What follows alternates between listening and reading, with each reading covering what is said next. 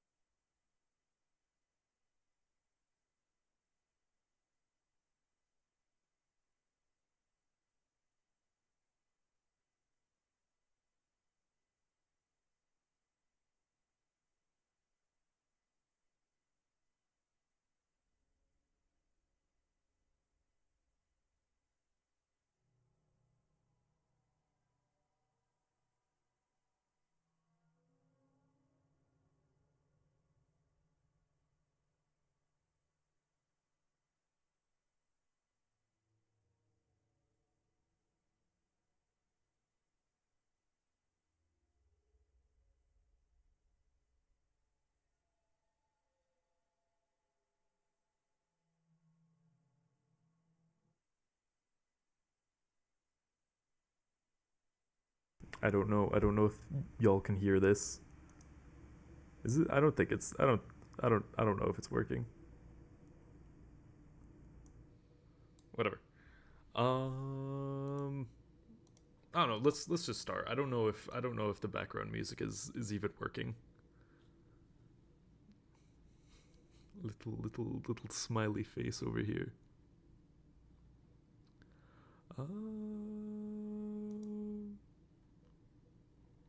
Whatever. Whatever. We're fine without music.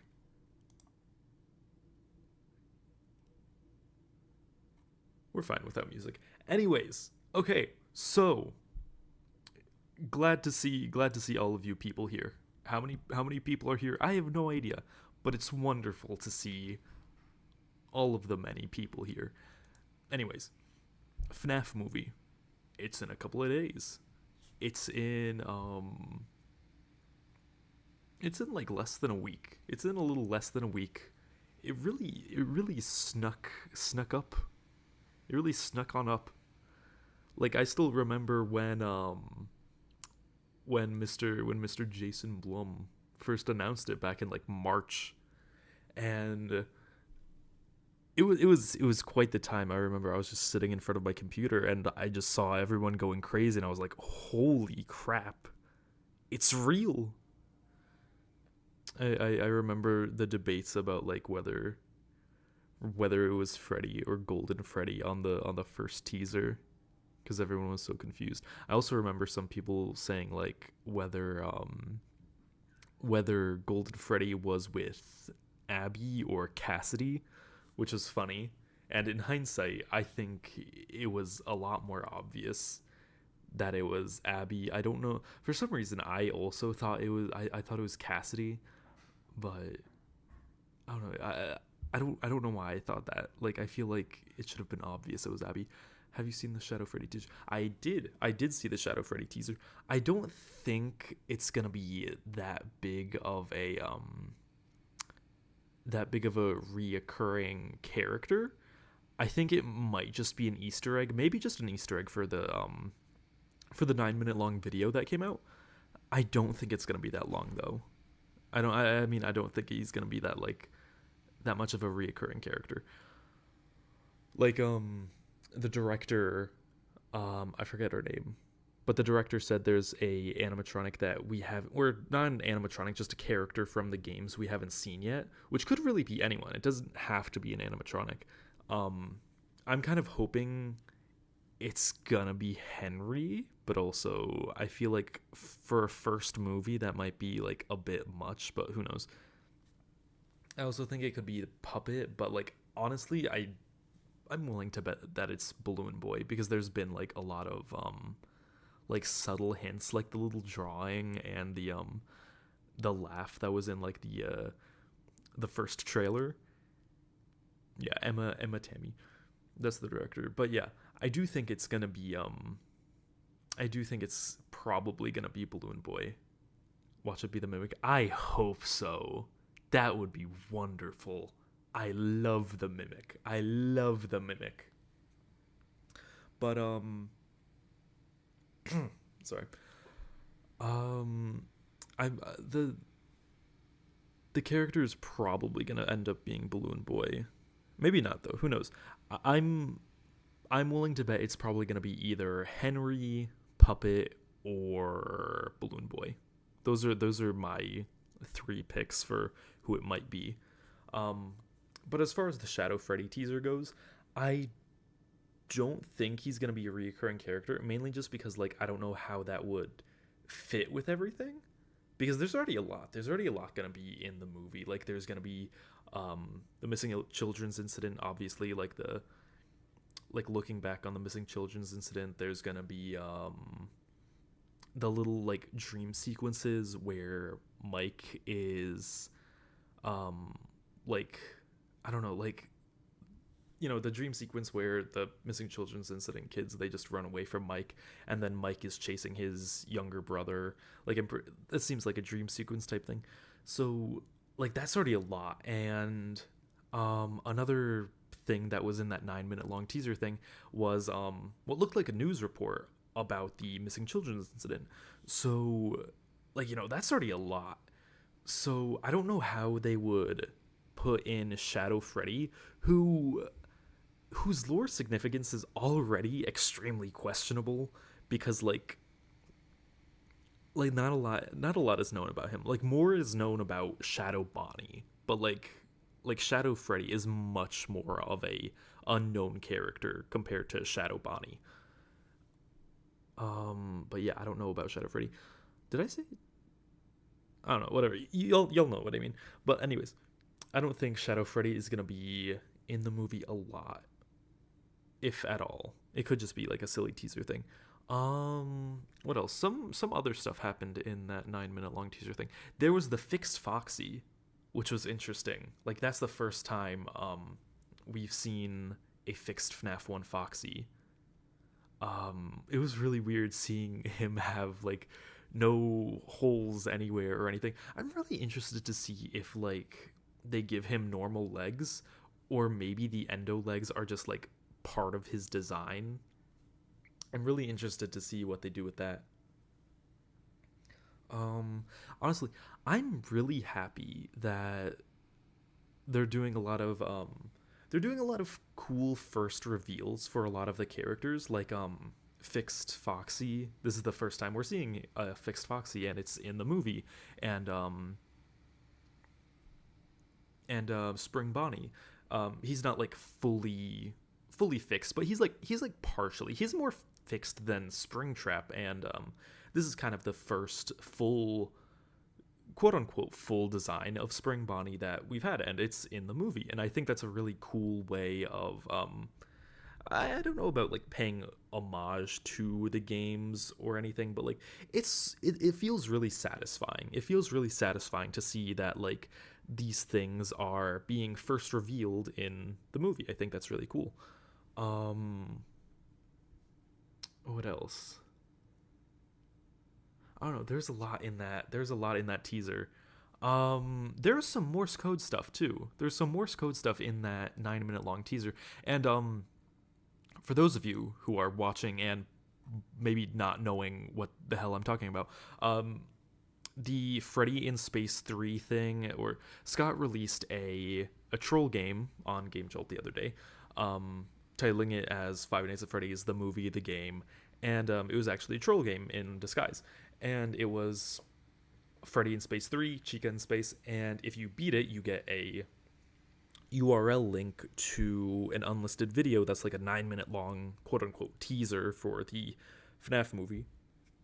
And sorry, I have hiccups. And a lot of stuff got revealed, like a little Shadow Freddy thing, a little image of Shadow Freddy, fixed Foxy, some new Spring Bonnie images, some new dialogue too, like young Mike calling out to Garrett. Um, but yeah, and in there was some Morse code stuff, and no one really figured out what it actually means. I'm gonna try to get to the translation real quick. One of my friends sent me it a couple days ago. Okay, so the first code was, "We are being invaded. Please send food and water. Something is not useful." I don't know what that means. Uh, all I could guess is that the plushies took Manhattan. That's all I can guess. They succeeded. The plushies took Manhattan. Um, the second code is, "We are detecting a presence unknown to us," which is interesting because I'm willing to bet that it doesn't really have anything to do a lot. Maybe just like the supernatural presence of the spirits. It might not have like overall significance, or at least significance to something we don't already know.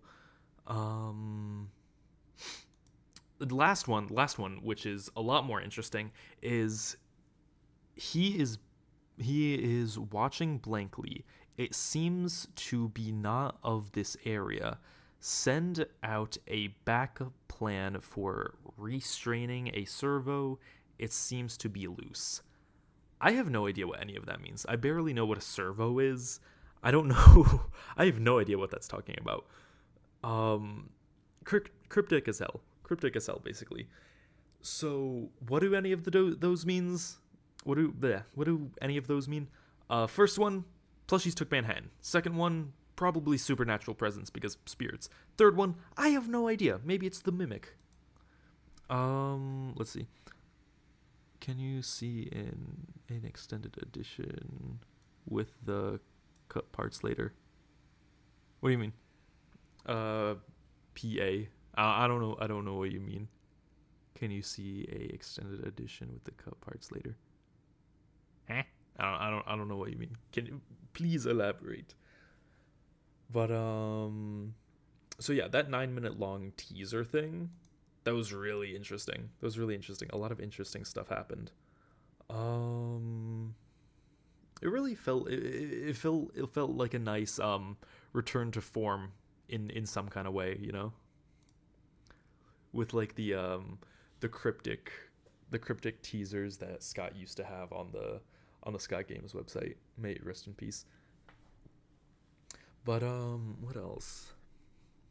There's that ARG website. It's like Freddy Fan Zone or something, and not a lot is on it. There's an interesting look at the menu, but like that's really it. Um, but yeah, nothing cryptic on there. I tried looking through the source code. I couldn't really find anything. So yeah, but yeah, the teasers so far, they're wonderful. I'm really wondering if there's gonna be any like last minute teaser things, um, aside from like that 9 minute long one. But like, I don't know. Hopefully there will be something. I hope there's gonna be something cool. Maybe like more ARG type things. Um, hmm. Trying to think of what to talk about. I'm gonna get one of the trailers up, and we can dissect it real quick, and we can make some fun speculation stuff.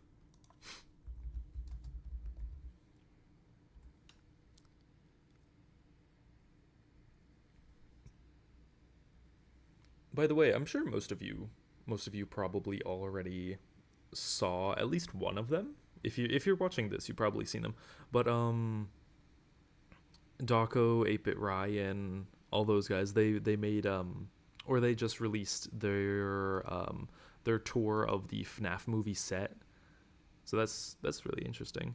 It was really cool. Um, I definitely recommend watching because there was a the set is amazing. I'm really surprised on how they made everything like interconnected, like it's an actual building. Like it's wild. Um, like in Lord of the Rings, they do an extended edition with deleted scenes.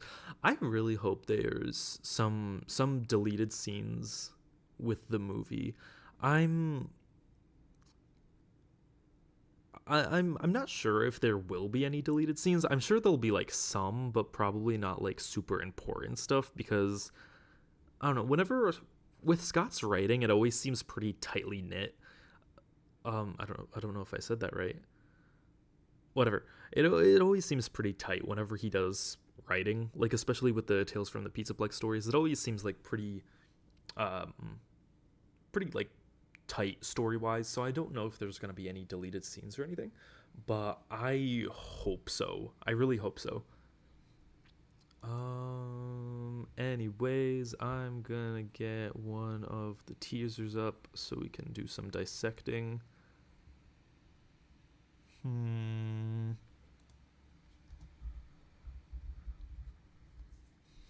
Oh, I'm not sure if all of you saw, but in my community notes tab, I announced that I won an early screening to the FNaF movie on Wednesday, the 25th. So that's like 2 days early. So that's wild. Um, so I'm probably gonna do. I don't know if I'm gonna go live that night after the movie or anything, but I'm definitely gonna make some type of video, kind of probably a spoiler-free review or something, or just to like get my thoughts of it. But like, I'm so excited. I'm definitely gonna be posting pictures because I'm definitely gonna be wearing my cosplay of Springtrap or William or Spring Bonnie, whichever you want to call it. But yeah, I'm definitely gonna be posting pictures. So feel free to follow my Twitter. Link in the description. Link in the description. You should go follow. You should go follow my Twitter. Link in the description. The link is in the description. You should go follow my Twitter. The link is in the description. You should go follow my Twitter. The link is in. Okay, I'm gonna stop. Okay. Um, Let me see if I can share this. Um,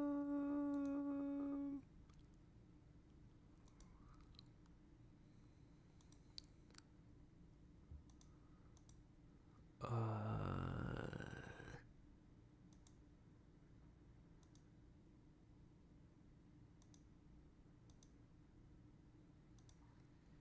um,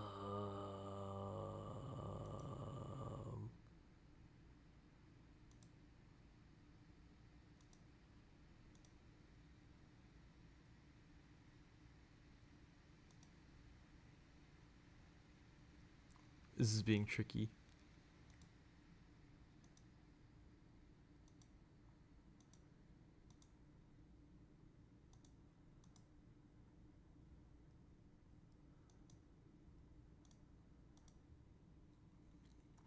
I don't know what's wrong.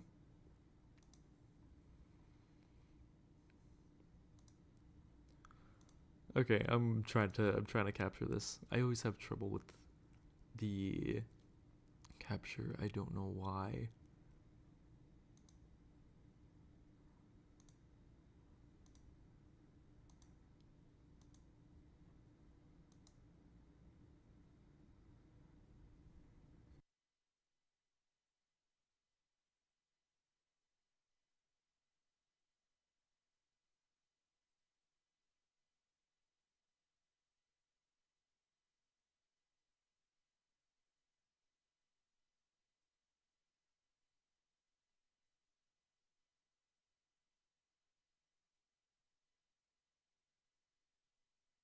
Hang on.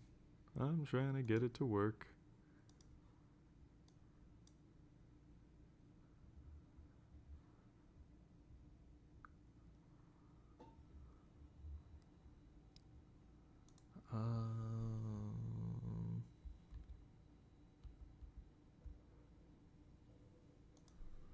Do, do, do.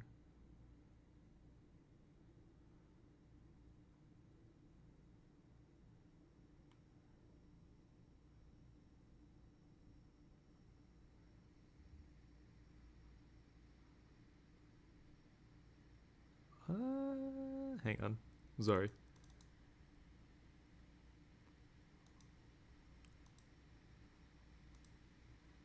Okay. I think. There we go. I got it now. Sorry about that.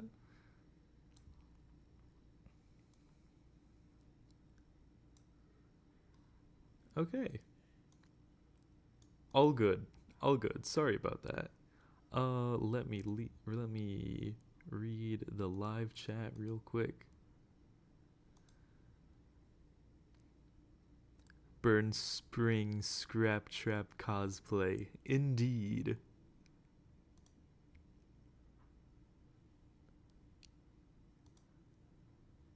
Okay. I'm gonna play it. Hopefully the sound is good. We don't really need the sound though.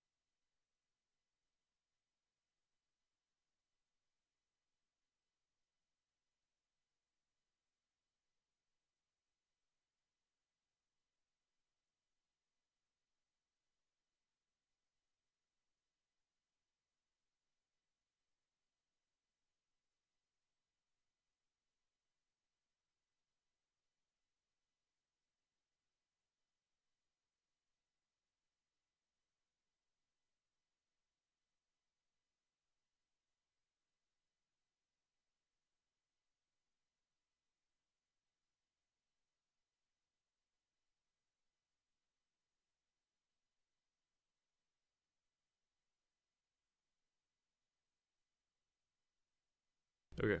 Real quick. Real quick. I have a question. I have a question for you all. I want to know what all of you think. Um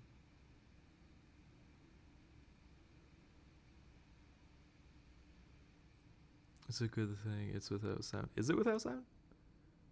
Oh, it is without sound. Okay. I mean that's good. Then I won't get copyrighted. Hopefully. I don't know. This is poorly planned. Anyways, question about that scene. Do you think any of them actually died? Do you think any of them actually died? Because one, I don't know how lethal the cupcake is. Two, I don't know how lethal getting pulled into Freddy Fazbear is. I don't know what Bonnie did to Hank, and there was one other person. One other person. I'm pretty sure they got like chased down by Foxy or something. But yeah, do you think any of them actually died? I'm kind of skeptical on that. It kind of seems like they do, but also I don't know. Hmm.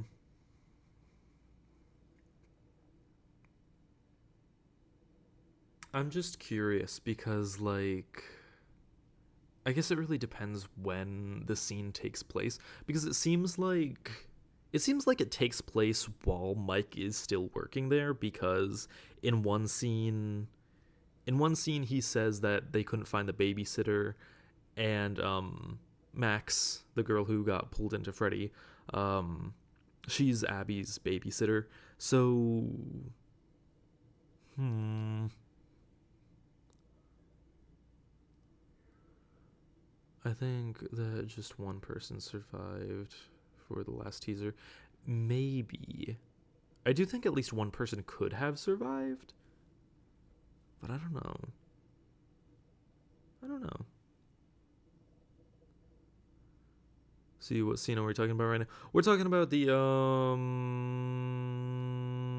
scene of like the people breaking into Freddy's and just like if they survived or not, because like I don't know how lethal all of those things could be, like being pulled into Freddy Fazbear or getting your face chomped by the cupcake or whatever. I mean, in one of the teasers, it seemed like the cupcake had like sharp teeth under its like, or like in it inside. So like, who knows? Maybe it could have been a lot more lethal. Um, I'm just gonna get rid of the. I'm just gonna get rid of that. So another thing, because that's really all I wanted to talk about for that teaser.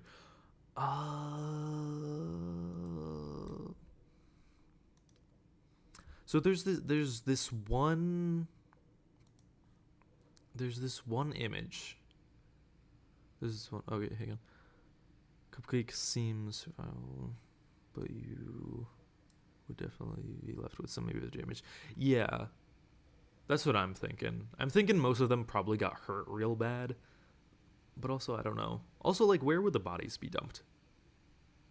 Do you think they're just like left in the air vents or something?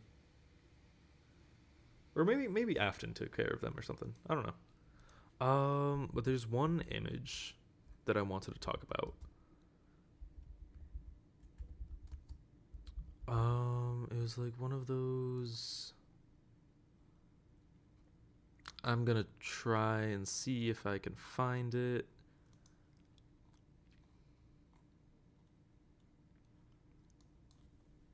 Hang on.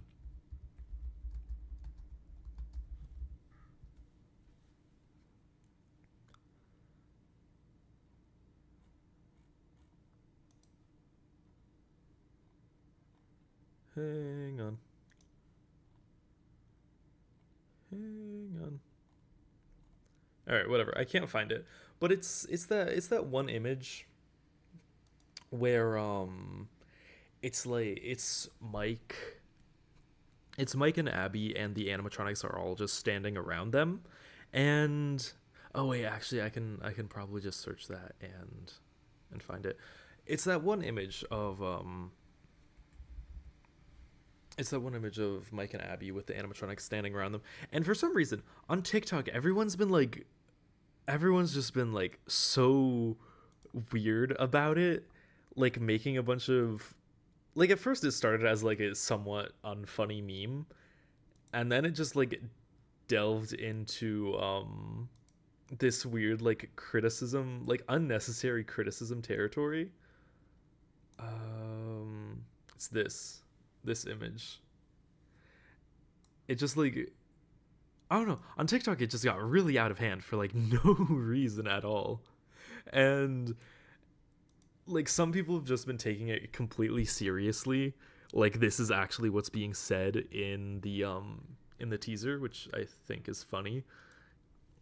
But like a lot of people have just been like, oh, the FNaF movie is gonna be so cringe because the animatronics are gonna be nice and they're gonna be friendly and yada yada yada. I have no idea, but like, I don't know, like, it's a very interesting shot to me, because like, I mean, something is definitely going to be up with the animatronics. Like, I do think they're going to be friendly at some point. I kind of think that was a given with like how Golden Freddy acts with Abby.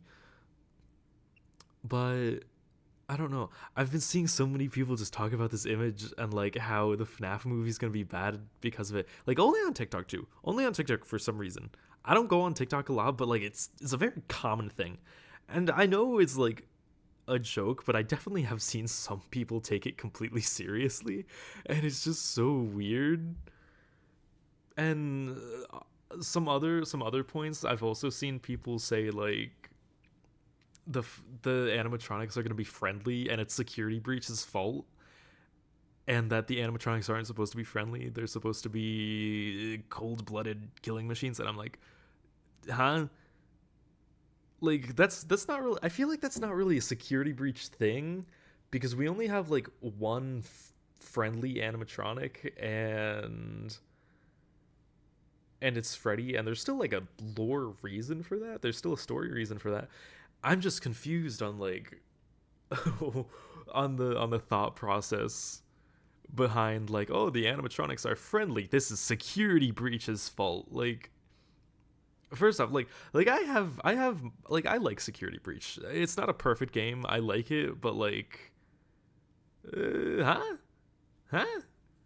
Like, I don't think the movie's gonna be mad just because like think of it this way: children's entertainment mascot interacting in a friendly manner with a child, like that doesn't really seem that out of line or out of pocket. I don't know. Especially if, like, it's been well established, especially in FNaF 2, it's been well established like that the animatronics, they interact with kids just fine, but whenever an adult comes into the picture, then they start getting a bit aggressive. And that kind of seems like kind of what's happening here. Like, the animatronics are completely fine around Abby. It seems like they're kind of protecting her in a way. And I don't know. I guess, I don't know. It's just weird. It's just weird seeing people talk about it in such a negative manner, especially like blaming Security Breach on it, which is, I don't know. People's perception on Security Breach is really weird. It sounds like they are projecting their hate of Security Breach onto everything after. That's what I'm saying. Like, I don't know. It's like you have one bad game and suddenly like everything is bad. It's just weird. I don't know. Like, the entire movie just seems great. The entire movie seems great so far. Like, the animatronics movements, that was something I was really worried about, honestly. Like, it's a small nitpick, I guess, or it would be if like they looked bad. But like, I think the animatronics movements look really good. I was kind of worried they'd be too robotic in a fake kind of way. Like you could tell it was just a human doing robotic moves, and at some shots it does kind of look like that, but like for the majority I think it looks really good, especially like in the little blog posts from earlier today. They look wonderful. They look so good. They look so good. um but yeah, hang on, let me read everything. Honestly, I would expect the Raw movie's gonna suck on Twitter. I know, right? Like, that caught me by surprise. Like, TikTok, I mean, like, TikTok is its own, TikTok is its own kind of beast, especially with the FNaF fandom.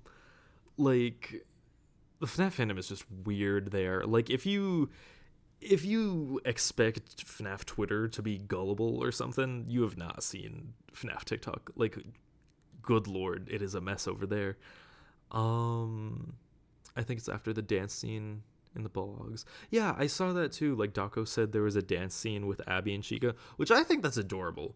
Like, I just want to say real quick, I am all here for the animatronics acting like silly and goofy and friendly and then being menacing, because like think about it.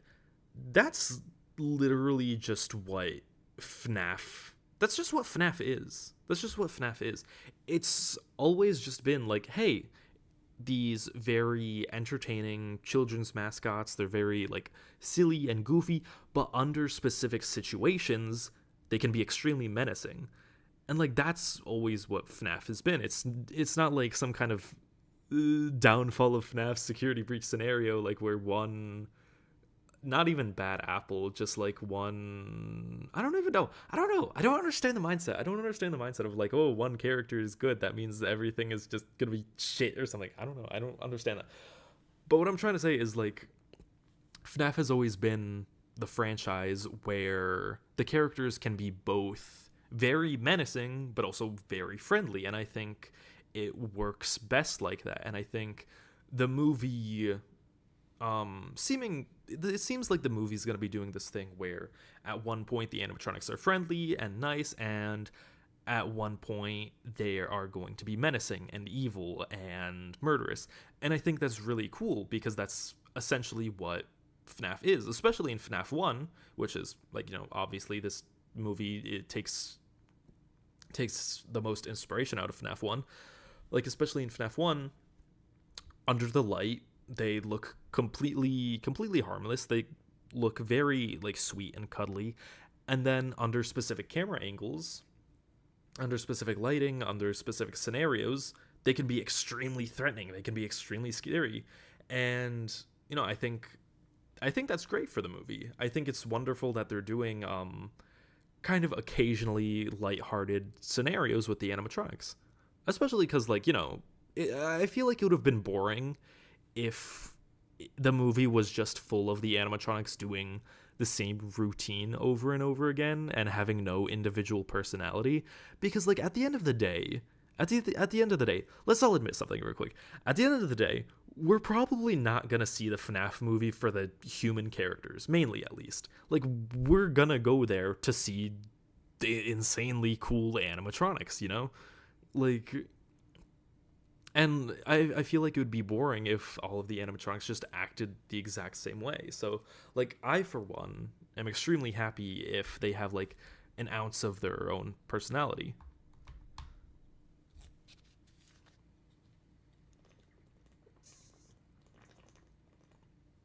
I was taking a sip of water. Yeah. Taking a sip of water, sorry. Let me read it. Let me read the comments. Let me read here. In fact, all the way go back to the very first for FNAF 1 trailer. It literally starts in the animatronics singing and dancing. And that concept of any being spooky. FNAF has always been this. That's what I'm saying. Like, FNAF has always been a mixture of... It's always been a mixture of, like, friendliness and terror, and the best way that I can put it is FNAF has always been a mix of comedy and tragedy. Like, like, it's just basic theater stuff. It's comedy and tragedy. That's what FNAF is. It's delight, it's horror, it's friendliness, it's sadness, it's anger. It's all of these like really interesting concepts for entertainment, and all of these different genres of entertainment, and it's all in one thing. And that's why I think FNAF is such an enjoyable franchise, because, like, it has a lot of personality. It has a lot of interesting personality, and that's personally, like, that's why I like it so much, because it has so much personality. It can be super terrifying, and then all of a sudden you're laughing at a stupid joke like Eggs Benedict or Exotic Butters. Like I think FNAF has always done great with its with, like, basically just turning from comedic to scary on a dime. And I think it always strives while doing that. And that's kind of what the FNAF series has always been about. It's always been about, like, these I wouldn't say tonal whiplash, but I would say more like being able to thrive under different emotions and stuff like that. Like in FNAF 1, how they're, like, it's a horrifying atmosphere. FNAF 1 has probably the best atmosphere, and I'm not saying this out of, like, a nostalgic standpoint. Like, I do think it has some incredible atmosphere. Like, as atmosphere wise, I would say FNAF 1, 4, and Ruin probably have the best atmosphere, but, like, 1 is definitely, like, up there. And, like, it has such a horrifying atmosphere. And then you look at the fucking, like, follow the rules thingy. You look at the rules poster, and rule number 4 is, like, don't poop on the floor. And it's like, what the fuck? Like, why is that there? It's just hilarious, I think. And that's why I think, why I think, like, people who react so negatively to not only, like, this one silly shot of the movie, but also, like, Security Breach, I think it's kind of weird, because, like, FNAF has always just been this this thing. FNaF has always been this, whatever you call it, that I've been talking about for the that I've been talking about for too long, and I don't know. It's just weird to see. It's just weird to see people like go back to specific instances or other games when all of them kind of just have the same silliness. But yeah, anyways, I'm gonna read the comments real quick. People tend to forget what the animatronics are supposed to do. Entertaining for kids in the universe. I go, why are they not scary? Why? That's what I'm saying. Like, they're supposed to be entertaining to kids in the universe. Like, why is? I feel like they should be entertaining to a degree. But yeah, I do really like how they might be cute at some points. Like the blog posts from today, they acted so adorable. I don't care if it was like full on robotics or people in costumes. Those were just cute. I almost cried when Freddy, Bonnie, and Chica gave everyone hugs. Like, I'm gonna be completely honest. Like, that stuff just made my heart melt. If I could hug Freddy Fazbear, I would. Like, it just made me so happy. It just made me so happy. I will say it does feel like almost the majority of the games. There's always been some sort of comedic element to them. Yeah, like for FNAF 1, it doesn't have a very direct it doesn't have a very direct comedic element, but it does have like two poop jokes at the most. Like there's the rules for safety, and I'm 99% sure the fired for odor thing was just another poop joke. Like, haha, you shit yourself. Like, it was definitely just a poop joke. I don't care how many people debate endlessly about, like, oh, it's secretly a huge lore thing. Like, no, it's a poop joke. I feel like the animatronics going from friendly to angry would be more terrifying. Like, your sense of security is pulled from under you. That's what I'm saying. Like, it's so good. It's like that's perfect. That's perfect. Like the semblance of, I don't know, semblance. Why did I use that word? I don't even know what that means. The bits of like personality, the bits of friendliness, the bits of kindness suddenly being pulled away. Like you get familiarized with these characters being nice, and all of a sudden it's pulled away from you. I feel like that would be a lot better than just like evil all the time with no other, like it's a very flat, it would be very flat, I think. Just a flat personality, flat, not even personality, just like being evil all the time. Like there's nothing to that. I feel like it would be a lot more substance. It would have a lot more substance with like the animatronics having personality, and I'm really happy if that it seems like they are going to have some bits of personality. I also hope they have voices. I hope they have voices to some extent. Like, I don't expect them to like be talking during the horror scenarios, but like I hope there's some aspect of or some instances of them having voices at some point. Like maybe just like performance stuff or commercial stuff, because it does look like they're going into more I don't know what to call it, but like the commercials, the training tapes, like those are very good instances of like them potentially having voices. Like they could do a commercial or something. I hope they have voices. I would like back to what I said about Fixed Foxy and Spring Bonnie being like first revealed in this movie. I think it would be really cool to see like all of the animatronics voices being revealed in this movie. Even though we do have official voices for Freddy and Foxy, we don't have official voices for Bonnie and Chica. And I think that would be really cool to like to kind of just introduce either new voices for all of them, or maybe have like similar voices for Freddy and Foxy, but like actual voices for Bonnie and Chica. I think it'd be really cool.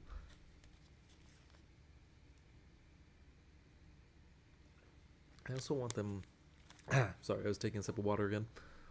I also want them to kind of I want to see them sing. I really want to see them sing.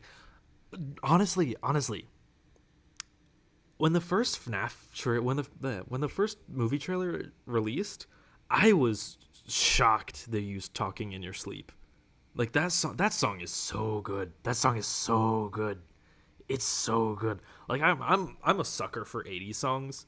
Like I was hoping ever since like we got notified that production was starting, I was hoping, I was pleading, I was begging that there would be at least one 80s song. And the fact that you use talking in your sleep, like oh, oh,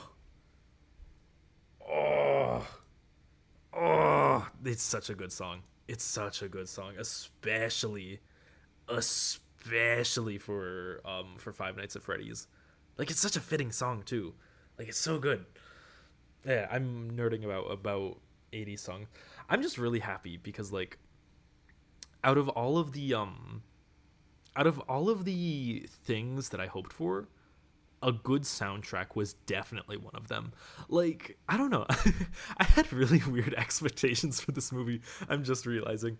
Like, I was worried the animatronic movements were gonna look too much like humans doing shitty animatronic movements or shitty robotic movements, and I was worried it wasn't have a good soundtrack. Like, I feel like compared to everyone else's expectations, I feel like those probably weren't like the top of people's mind for like most of them.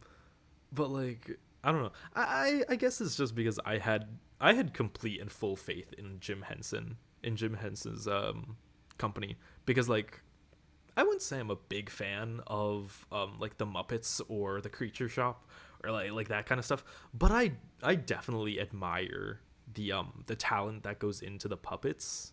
Like it's wonderful. Like I puppetry is definitely like an underrated medium of entertainment. And I had full and complete faith that they would do wonderful with these designs, and they did, and I'm so happy. But also, I'm way more pumped that they did, that they have a good soundtrack. I'm so happy they have a good soundtrack, or potentially a good soundtrack. Like literally only like what, like two or three songs got released, really. I guess there's also like the stuff that was in trailers, but like that could also just be trailer scores, which like I don't really think that would count as like soundtrack type stuff. But like still, the songs that did get revealed, they sound so good, and I'm so happy for them. I don't know why, I was just like really pumped about the soundtrack. I don't know why. I feel like that's like the last thing people would hope for when this movie was coming out. But that's where my mind was at, just a good soundtrack, 80 songs, please. Let me read the comments again. A fixed Foxy drop was crazy. Indeed, it was. It was very crazy. I was very surprised about that. Not gonna lie. Like we've never gotten a fixed Foxy before. I keep saying Foxy. We've never had a fixed Foxy before, and I honestly was just at the point where like, maybe Foxy's just supposed to look like this, because there have been several like in-universe promotional items like the logbook and stuff like that where Foxy is broken. So I was just thinking like, maybe he just looks supposed to look like that. um when they saw Freddy move his legs on the vlog, I got a bit jumpy. Don't believe them. That was I was not expecting that. I'm gonna be honest. When like the animatronics were moving around, I did not expect Freddy to take a step. I was like, whoa. um, Fozzie the Pie Fox. Listen, I'm sorry. I have trouble pronouncing stuff sometimes. I'm sorry, especially if I'm all jumpy like this. Fozzie the Five Fox.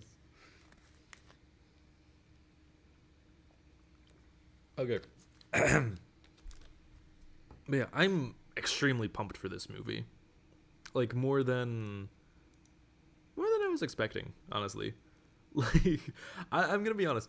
I tried so hard to manage my expectations for this movie, and I'm failing at it very badly. I'm just failing at it completely. Like I'm excited for this. I'm excited for this movie so much. like I've had like 3 dreams about this movie within the past week. Like it's it's bad. It's bad. Oh goodness. Like I really tried to be like, oh, it might be it might be bad. I'm gonna manage my expectations so I don't get disappointed. I'm just failing at that. Like I'm beyond excited for this movie, and I don't want to admit it because I don't want to end up being disappointed if it's bad. But like even then, I don't think I'm gonna be disappointed because like if Security Breach didn't disappoint me, I don't think this movie will disappoint me because like the way I look at Security Breach is just like there's acts there it has a lot of problems, but there's aspects that I really enjoy. And I think even if the movie is like overall bad, I do think there will be a lot of aspects that I enjoy, like the sets, a lot of the scenes, a lot of the how do you pronounce it, filmography, a lot of the shots seem really good. And a lot of the directing seems really good too. Like a lot of it seems really good. Like, so like if the story just sucks overall or if the movie sucks overall, there's definitely going to be aspects that I will end up just really loving the movie for. Um Anyways, I've been rambling a lot. Let's get to some speculation. Let's get to some movie speculation real quick. Okay. Oh, how do you have low expectations if they show you Shadow Freddy, Golden Freddy, Spring Bonnie, and unknown animatronic? Um, no, I wasn't trying. I didn't mean like I have low expectations. I meant just I didn't want to be disappointed, so I tried to manage my expectations. So, but that didn't work. Cinematography. That's what I was trying to say. Thank you. Oh my gosh. Why was I trying to say like filmography or something? What does that even mean?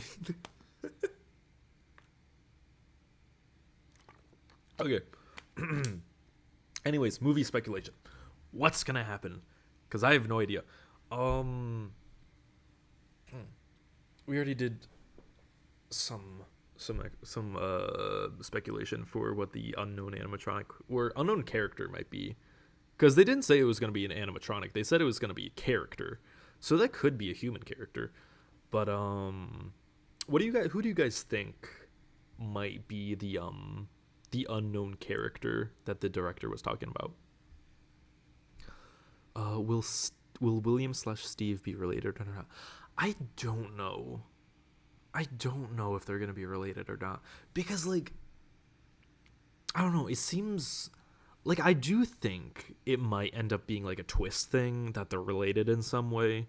Like it's obviously not going to be a twist for people who already know FNaF, but for like general audiences, which is kind of weird, I think, because like, but who knows? Like the promotional stuff with Matthew Lillard, they keep calling him Steve Raglan, and like we already know he's William. He got announced as William by Scott, so like I don't know what they're doing.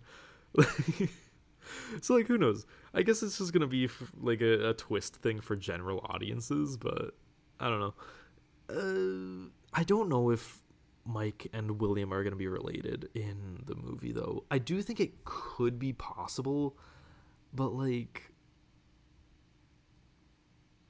the stepfather stuff and like them already interacting, it just seemed really weird.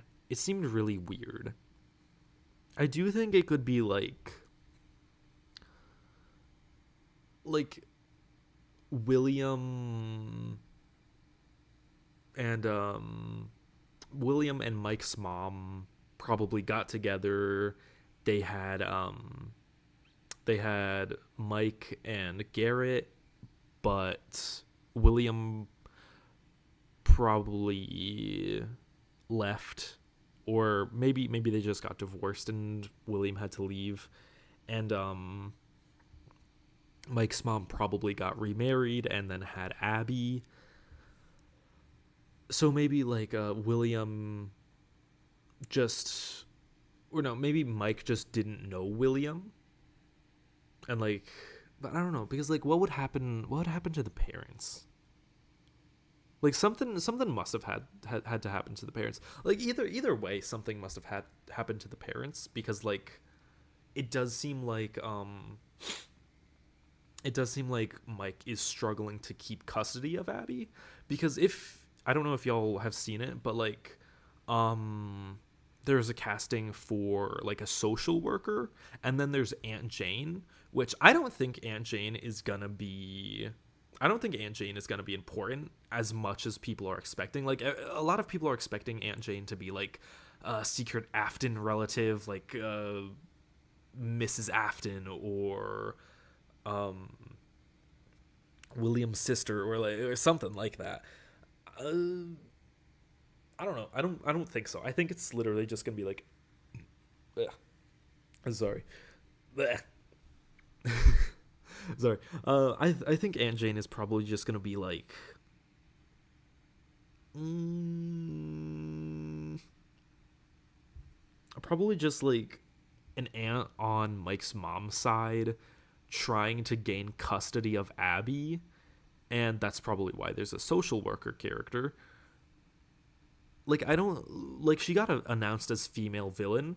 I don't think she's gonna be a full-on villain like to William's level. I think it's just gonna be kind of an antagonist, or like a foil to Mike, where like Mike doesn't want to give up custody of Abby because brother and sister. So like I think that Aunt Jane is just gonna be kind of a Mike foil, like somebody trying to gain custody of Abby because uh, Jane probably doesn't Jane probably doesn't think Mike is a good guardian of Abby, especially considering it seems like Mike I wouldn't say was responsible for Garrett going missing, but it could be like Jane kind of blames Mike for Garrett going missing, and she doesn't want the same to happen to Abby, so she's trying to gain custody, and Mike doesn't want that to happen.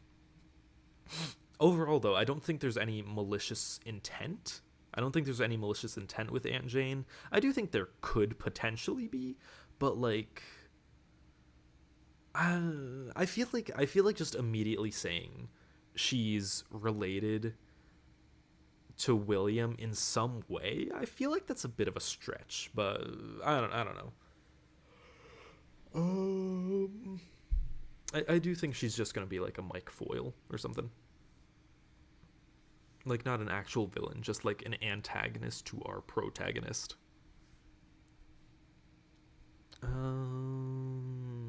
But yeah, I do think William and Mike could be related in some way. It's probably just gonna be like a twist for general audiences. But yeah, just like something happened with the parents. William left early on in Mike's life, so Mike wouldn't remember him. Mike's mom got remarried. Yada yada yada. Yeah. I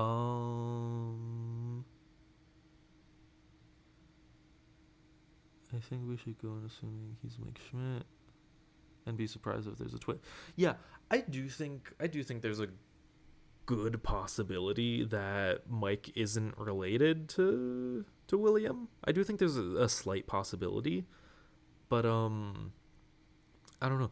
I feel like, although I do feel like if he wasn't related to William, they wouldn't have introduced Abby, who apparently Abby is a nickname for Elizabeth, which is like, I didn't know that, but like I guess that's a thing. So I feel like if they were gonna just make it so Mike isn't related to William, I feel like they wouldn't have put so much to him.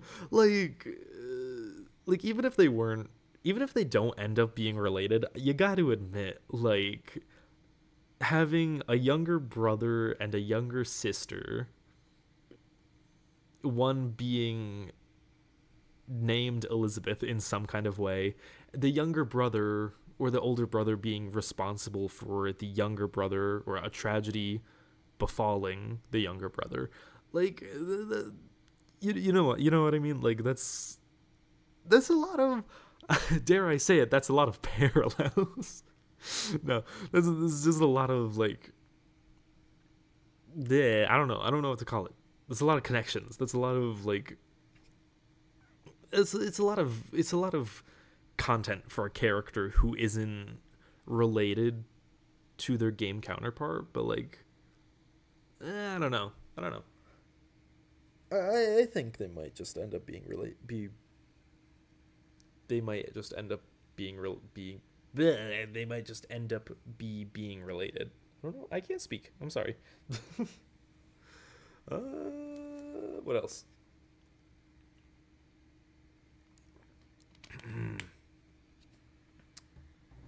Henry Stand-in. Hmm. Hmm. I don't know who could be. I'm honestly kind of hesitant about Henry. Like, I do think. Well, I don't know. The thing is, like, it does seem like the earlier parts of the timeline is being kind of muddled in some way because like the synopsis for the movie was that the um the incident with Garrett going missing, it did say that it happened 10 years prior, and the director said that the movie takes place in the year 2000. So Garrett would be going missing in like 1990 and not 1983, which is when he dies in the games. So like already that's a very like Jurassic turnaround, or like, yeah, there's a very big turnaround. There's a very big difference. And the fact that the bite of 83 seemingly doesn't happen, or like anything with Fredbear's really. Like the only telling thing about Fredbear's existing is Spring Bonnie existing, and that's really it. And like, Golden Freddy, but like, uh, like, I don't know, it's just so interesting. So like, if Fredbear's kind of just seems to be in this weird uncertain state, and as long as it stays there, I think Henry is probably going to be there too, because like, I don't know, it just seems weird. um because like in the little training tape thing, the little training tape for the security guard hire, it talked about like, it said like, quote unquote, like, um if I can, what was the quote? It was like the genius who made Fazbear Entertainment, and like a lot of, whenever the characters talk about Fazbear Entertainment or Freddy Fazbear's Pizza, they always make it sound like only one person owns Freddy's. But like, they never say directly like, oh, it's William. They never say it directly. So like, it could be the thing where like Henry actually owns the pizzeria, and William is just the guy who helped make the animatronics. Because like, that's kind of how it is in like the games and the books and stuff. That's kind of how it is, like, not exactly, but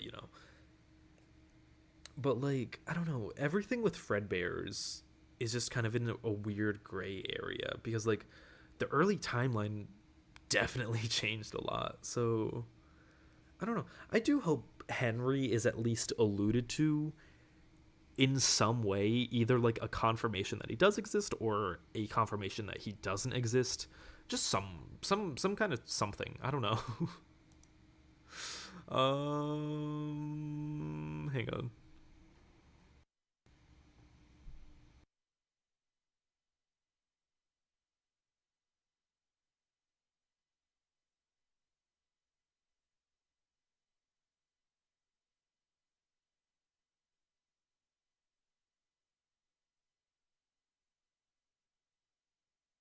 Yeah. Okay. Back. Sorry.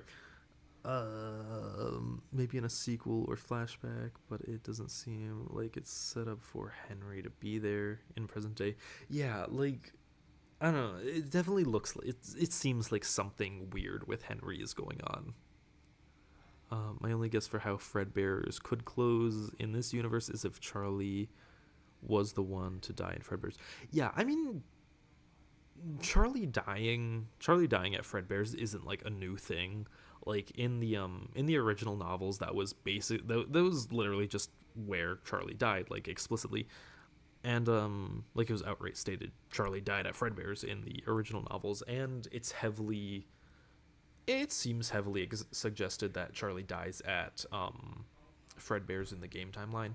So that could be why Fredbear's would close in the movie universe or the movie continuity. But I don't know. I don't know. Hmm. I don't know. Henry just. I don't know. I don't know. How would Henry just be introduced to the movie? I don't know how Henry would be introduced to the movie if he is in there though. Like this seems like a pretty tricky. This seems like it would be pretty tricky, especially if like I don't know, like mm,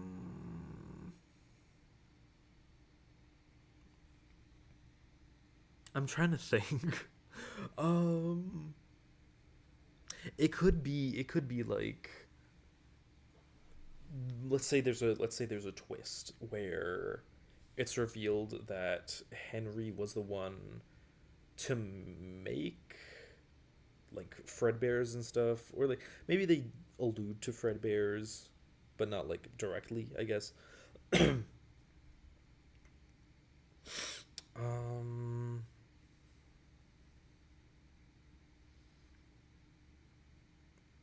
I don't know.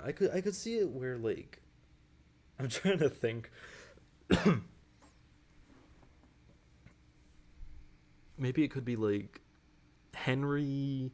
Henry gets introduced in some way, and maybe he kind of explains stuff about Fredbear's and about William and kind of how everything just went down. But I don't know. I feel like it would just be. I feel like he might just end up being like kind of a lore dump character if that ended up happening.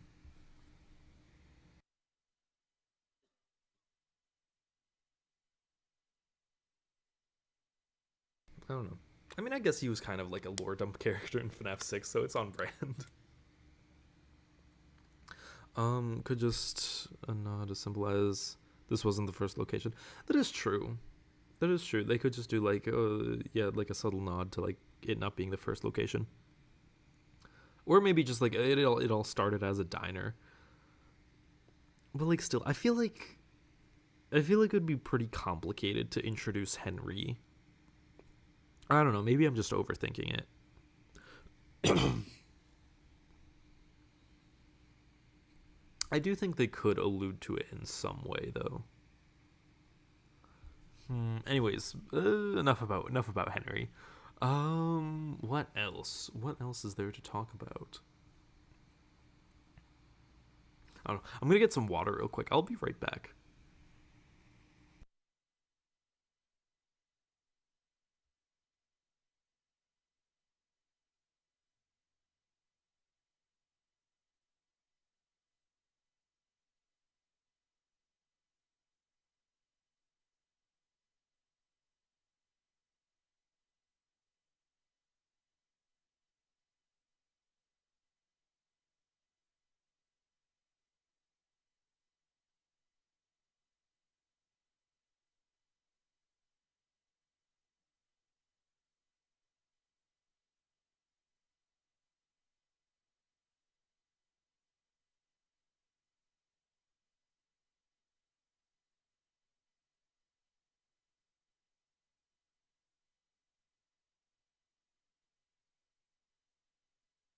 Okay, I'm back. I was getting some water.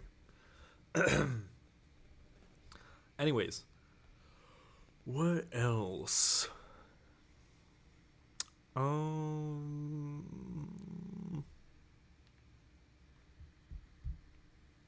Hmm. What other characters do you guys think could possibly show up? Because I feel like there might be like not like a lot of other game characters, but I do think there could be like a couple more.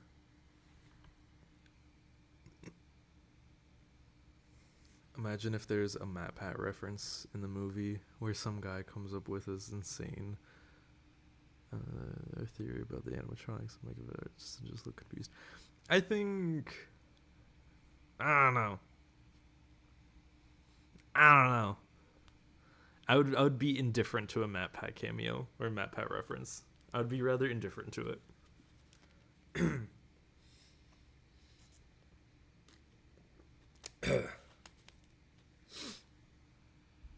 My throat's all dry.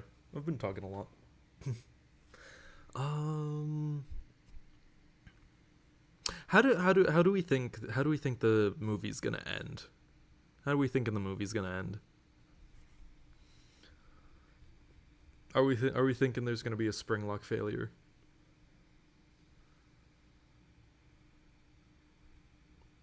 I'm personally I'm not really sure about the spring lock failure, because again, early timeline stuff seems really messy. Seems not messy, just like seems really. It seems a lot different. So like again, Fredbear's seems like an entirely different thing. So like the Springlock suits, that could be also very different. Um Although I don't really know why they would change. I don't really know why they would make it so like there's no Springlock failure, because I feel like that was a pretty popular thing amongst fans. Yeah, sorry. Hmm. I'm probably gonna assume that it's gonna be like kind of similar to how the Silver Eyes ended, where it was like where it was like somebody trips the spring locks and then the animatronics just bring William to the like the back of the pizzeria or something. I feel like that would make a really good ending. Maybe a little more dramatic though, or like something that kind of fit with like the rest of the movie's plot, but like still something like that. Like where the characters are more involved, because how the Springlock incident happens in the games, it's literally just like William rushes inside the Springlock suits, and then he starts breathing heavy, and then it trips the Springlocks, and then that happens. But I feel like that would be kind of, I feel like that wouldn't really be satisfying for the movie, mainly just because like if that happened, it wouldn't really involve the main characters that much. So, hmm,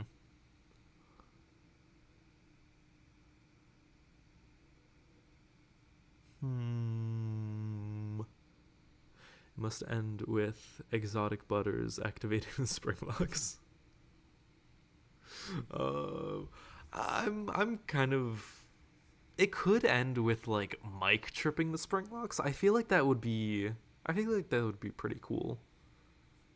With like maybe him like as a way of getting back for what happened with Garrett. Um,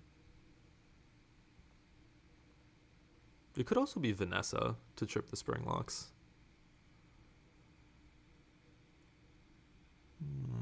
I don't know. I do feel like one of them will probably trip the spring locks in some way if it does end up happening. But again, like it seems like the early timeline stuff is getting changed a lot. So I feel like there not being a spring lock incident scene, I feel like that's a very possible thing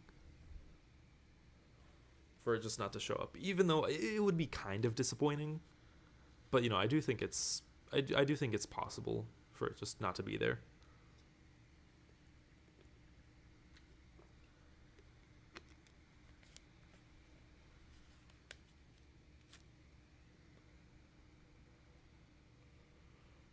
Hmm.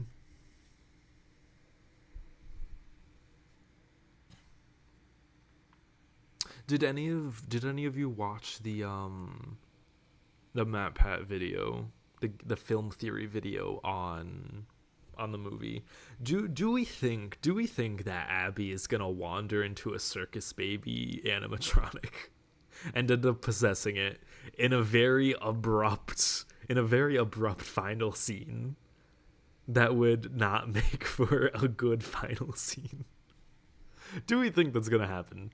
Do we think that Abby is just gonna wander onto some random circus baby animatronic for no reason? Because I don't. I don't think that's gonna happen.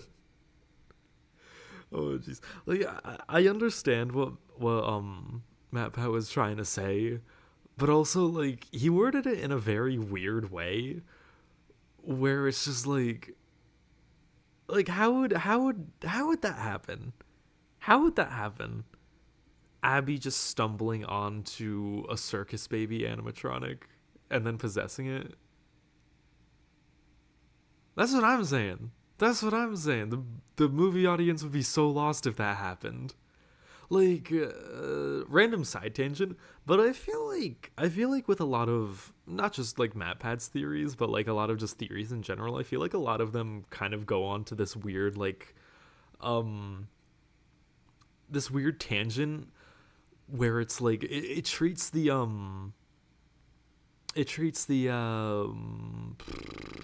FNaF series like a big puzzle where like all the pieces are already there and like everything can be solved instead of just a story, an ongoing story that has setup and payoff and conclusions and like stuff like that. But I really don't think Abby becoming baby would be not just like a bad idea. I don't know how it would make sense. Just because again, like this isn't just like a movie for FNAF fans. It's not just like it's not just like an endoskeleton can just randomly appear for 5 seconds, be like, I am the mimic, and then disappear with no explanation, and then everyone just immediately knows what that means because they're FNAF fans. This is a movie for like general audiences, you know? Like if Abby just wanders into a circus baby animatronic and then possesses it, no one's gonna know what that means. Especially like even FNAF fans. Like that would just be confusing. That would have no setup. That would just I don't even know. Like I feel like sure it would be sequel bait, but I feel like a more effective sequel bait would be like seeing Afton's corpse in the Spring Bonnie suit suddenly twitch back to life. Like that would be a much better sequel bait. But like Abby randomly possessing Circus Baby, and we have no idea what Circus Baby is, like from a from a movie standpoint. Like, like what? Huh? Like that's not how. I don't think that's how you tell a story. I don't know. um, I don't know. Now you're reminding me of that chaotic conclusion. I know. I was so confused. I was so confused. Like for a majority of the video, I was like, "All right, this is, I could see it." Like with with Matt Pat's conclusion of like the fifth child possessing the cupcake and Garrett possessing Golden Freddy. I was like, "Yeah, sure, that okay." I can work with that. I feel like that could potentially make for a very good and satisfying story. Like that seems pretty satisfying for like movie standards for the movie. But I got really lost with Abby possessing Circus Baby. But like I don't think that Bleh, sorry. I don't think Garrett is gonna end up possessing anyone. Just because I mean, I guess Freddy's did exist for a while. It's like it could be possible, but also it really just depends when Freddy's closed and when the MCI happened. Because again, if the movie is gonna stick to like the quote unquote canon of the overall universe and use 1985 as the MCI date or year again, like it does with the other media like the games and the books. If it uses 1985 for the missing children's incident, then I feel like that would kind of lead to a big problem, especially with Garrett potentially being someone that possesses an animatronic. Like that wouldn't really be able to happen because like unless William just took him and stuffed him inside a Golden Freddy suit or something. I don't know. But I don't know. I still think that fifth kid is the one possessing Golden Freddy. Yeah, I don't really think anyone's possessing the cupcake. Imagine being the one possessing the cupcake. That's just sad. Yeah, it is sad. It is sad. Oh man. But I don't know, because again, Remnant's a thing. It could easily just be chalked up to Remnant or just ghost stuff in general, because with FNaF 1, stuff happens and it's not just stuff with the ghosts. There's the crying child posters on the walls of FNaF 1. There's the poster with Freddy ripping off his head. There's the poster with Golden Freddy. There's the "It's Me's" written all over the walls, and there's the rare screen with the parts and service room where everyone is looking at the camera.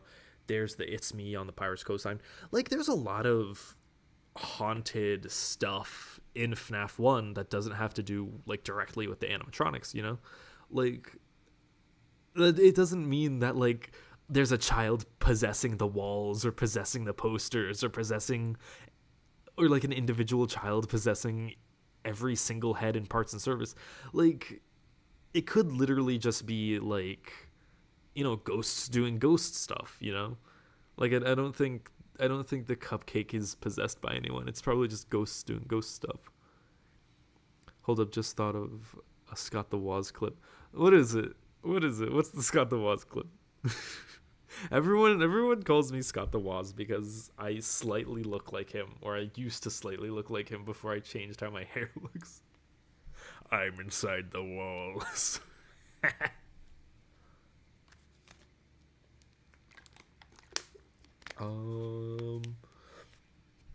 It's like if the mimic reveals that it's Mike in the end. Exactly. I don't know. It's just random unexplained stuff like that. When making a theory, I feel people should really not just this isn't really just solely about MatPat, just theorizing in general. When making a theory, you really gotta think, does this make sense on a story standpoint? Because that's what FNaF is. It's just it's a story. It's a very, very long story. But it's a story. It's still ongoing. It has setups. It has payoffs. It's just a normal story. And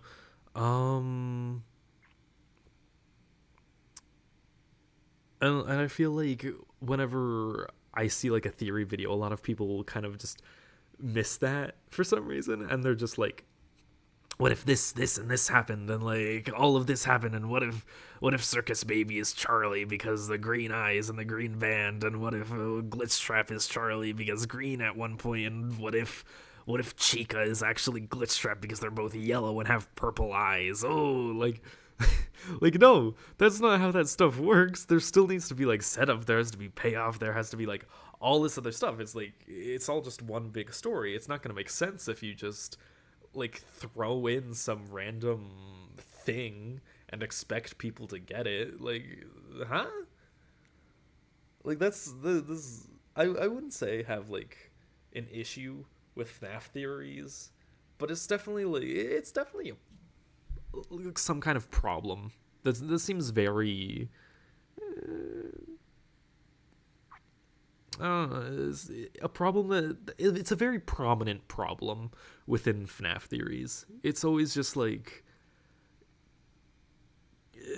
it's kind of like trying to solve a story by making your own story, I guess, or not even that. Just like trying to solve a story with puzzle pieces when it's not a puzzle, it's a story. You know, I don't know if I'm explaining it right, but like it's just weird. I don't know.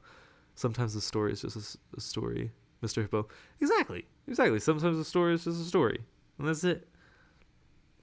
Sometimes the story just gotta be explained like a story. Not everything is gonna have significance. I'm actually making a video about Mr. Hippo and the mediocre melodies in general, and it kind of has to do with stuff like that. I don't know when it's gonna be out because I recorded it a little while ago. I just haven't really been motivated to edit it. But yeah. I'm definitely I'm decently proud of it. It has some good commentary about the theorist community. But yeah, I'm not gonna spoil it so much. Anyways, I got off track. FNaF movie.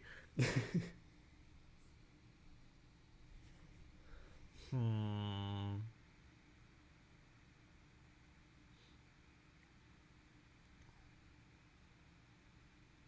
Oh, okay. So I heard this really interesting theory about the identity of the Golden Freddy kid in the movie. And so apparently the actor had to dye his hair for the movie. So it was like a very bright blonde. And I think that was interesting. I do kind of think it could just be like Golden Freddy, golden hair. I don't know. Maybe just something silly like that. But also like there was a theory that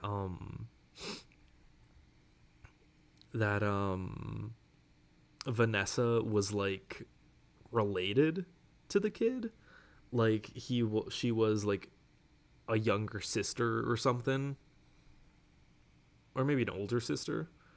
Um and after he was, kidnapped and killed, Vanessa ended up like becoming obsessed with Freddy's, and like she just wants to know what happened. And like I think I really like that theory. Like I think it would be very interesting if like movie Vanessa was related to the spirit that was possessing Golden Freddy. I think that would be really really interesting. I think that would I think that would also make like a really good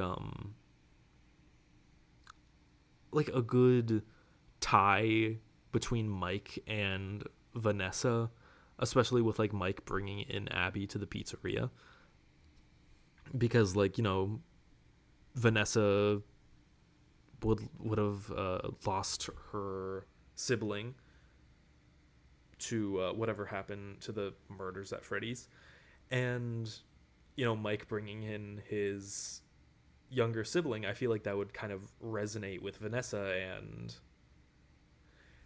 that could be an interesting story connection between for Mike and Vanessa losing both their siblings. Yeah, like that would be very interesting. Yeah, like especially with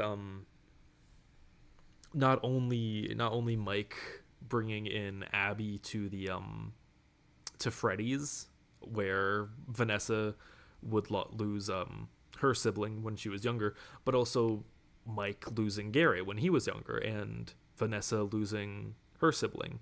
Like I think that would make some really good like character connections, and that could lead to some very like emotional moments within the story. But like there isn't really a lot of weight to the theory of the Golden Freddy kid being related to Vanessa, other than like them both. Bleh, yeah, sorry, them both being blonde.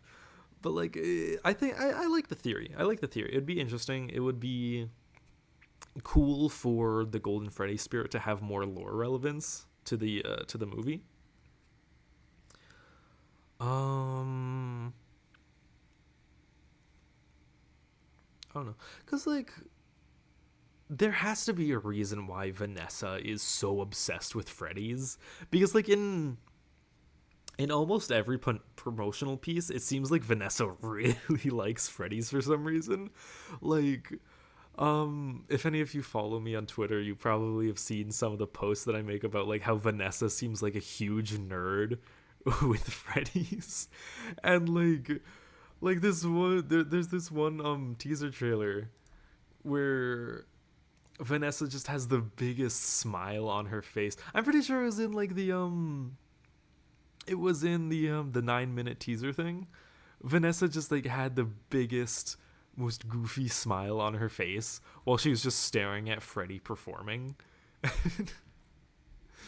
uh, and I love that. I love that. It's just me showing this random stranger something I'm hyper fixated about. That's literally just me. This is literally just me.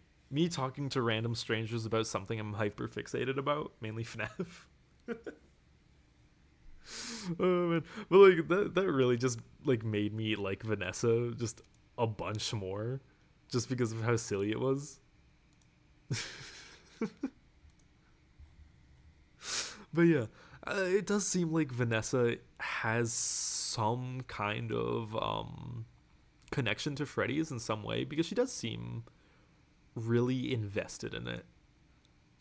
She seems very, very invested in Freddy's and like the story of Freddy's, because like, you know, she seemingly knows about the missing children's incident, about the animatronics being possessed mainly. Is Vanessa a stand-in for us? Yes, it's a stand-in for me. She's a stand-in for me. I am Vanessa. It's only because I am extremely hyperfixated on Five Nights at Freddy's. That's it. I love Freddy Fazbear. I love Freddy Fazbear. Freddy Fazbear. My favorite guy. But but yeah, I I think the theory of Vanessa being related to the kid who possesses Golden Freddy in the movie, I think that's a really interesting theory. I kind of hope that it does end up happening, because like again, it would be some really good character building, especially with Mike and Vanessa and like having shared trauma, and yeah, I think it would be really good for the story. But there's not a lot of evidence for it, but eh. It would be cool. It'd be cool. I don't think it's gonna happen, but it would be cool. Hmm. Do you guys think Gregory is gonna be in the movie? Just like in some way, just like maybe some kid with messy brown hair and a blue striped shirt, just like in the background somewhere. And it's just Gregory. I want Gregory to be in the movie. I think that'd be fun.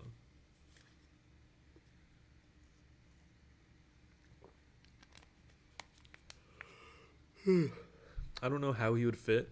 I don't know how he would fit in the movie, but he could be there. Gregory is a cool character. I don't trust people who don't like Gregory. He's just a silly guy. He's just a silly guy. Did he potentially kill one of his friends? Maybe. I don't know. Maybe. He's just a silly little guy. He's just a silly little guy.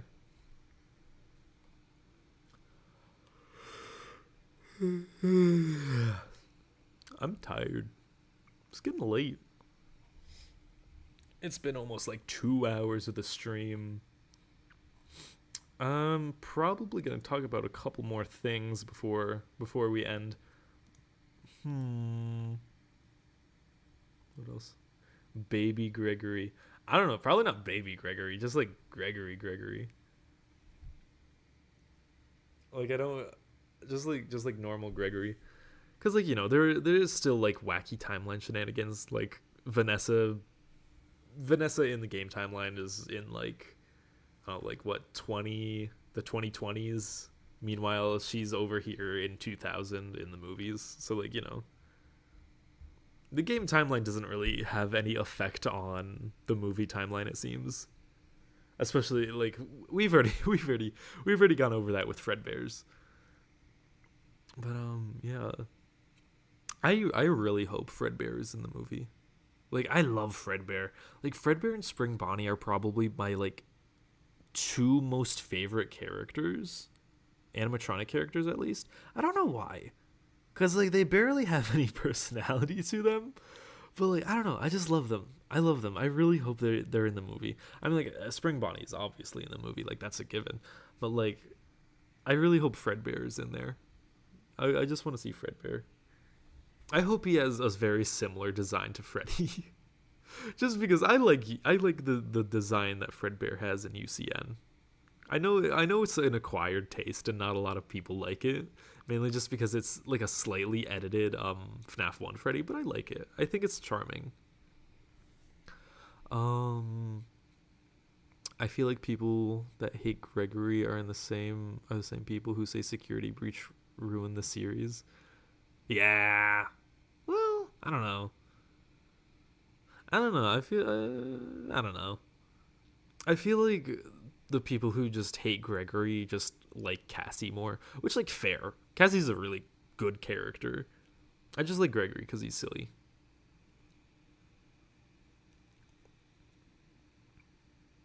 Jokes on you. In FNAF World, he has a personality. Fredbear does have a personality in FNAF World. That's right. He's a very silly guy in FNAF World. He's like, what is this, a space shooter? Holy crap, is that my voice? He's so silly. He's so silly in FNAF World. I love him in FNAF World. I just remembered that. Thank you so much. What is this, a space shooter? Holy crap!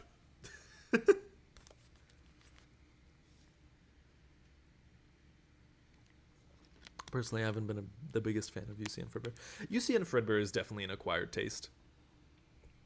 I think I just like UCN Fredbear because, like, I don't know why I like UCN Fredbear. I definitely like it more than those weird quote unquote un-nightmare Fredbear, which is like just Nightmare Fredbear with no withering, and it's like some of the ugliest thing. It's just one of the ugliest things you'd ever see. Like, it looks so weird. Like, no hate to anyone who likes that, but it just looks so weird. Like, un-nightmare Fredbear shouldn't be a thing. How many fingers do you think Fredbear has? 4 or 5? I'm leaning towards 4. I'm kind of leaning towards 4 too. I don't really know where the notion of like spring-locked suits need to have 5 fingers, because like all a spring-locked suit is just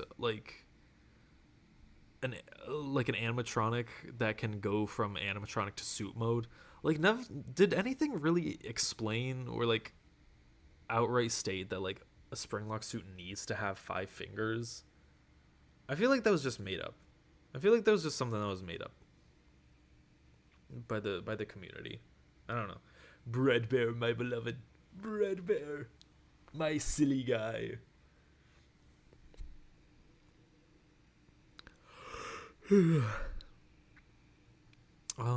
But you've probably heard me ramble about that a few years back. I kind of remember. It's been a while since we talked, Primo. It's been a while since we talked.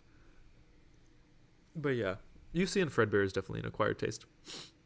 I'm more of a fan of it than most others. I do think that Fredbear and Spring Bonnie, I think it makes sense for them to have more FNAF 1 related designs. Like, especially in bleh. Goodness, I'm sorry. But the Spring Bonnie design that got quote unquote leaked in the in like the help wanted files. It has like the same legs as the FNaF 1 characters, same like torso and arms. Like the only difference is the hands and kind of the head, but it has a very similar type of design to the FNaF 1 animatronics. And like I think that I don't know, I think that just fits more. I don't know why. I feel like it just does for like Fredbear and Spring Bonnie to just have more FNaF 1-esque designs. I don't know, maybe that's just me though. I just felt like I feel like that kind of remember those times of Golden Body. Yeah. But I don't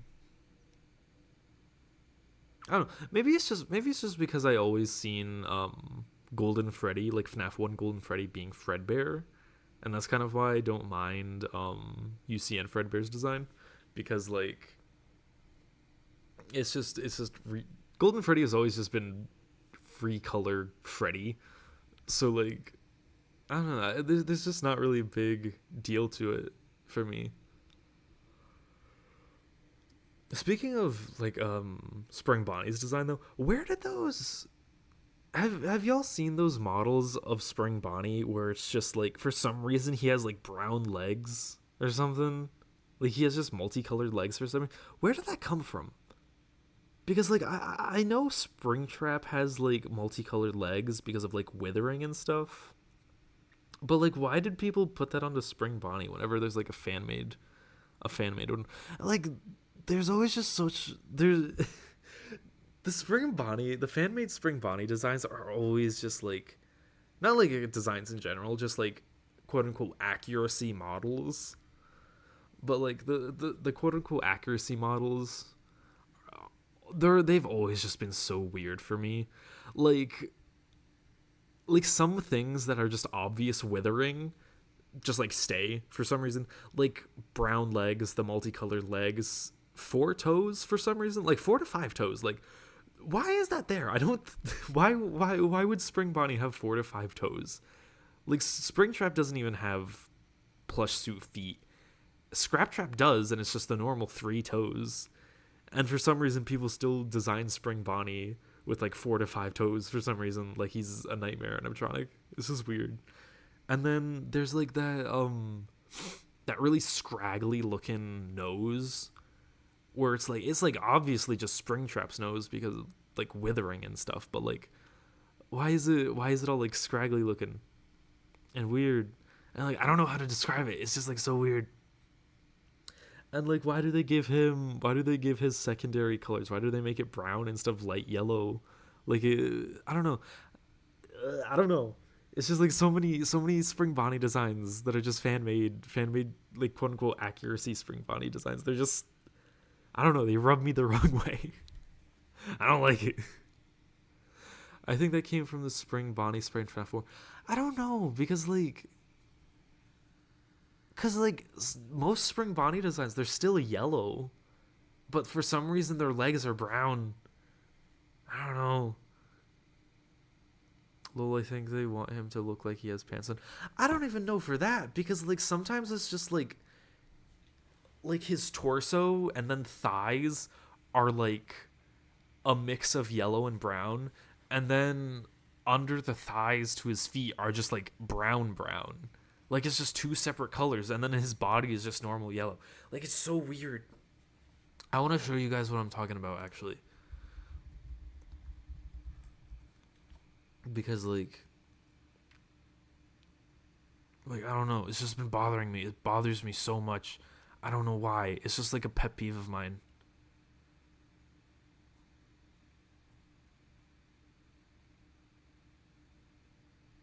I'm trying to find, there's like one specific one that's just like, it just like has all the problems I'm talking about.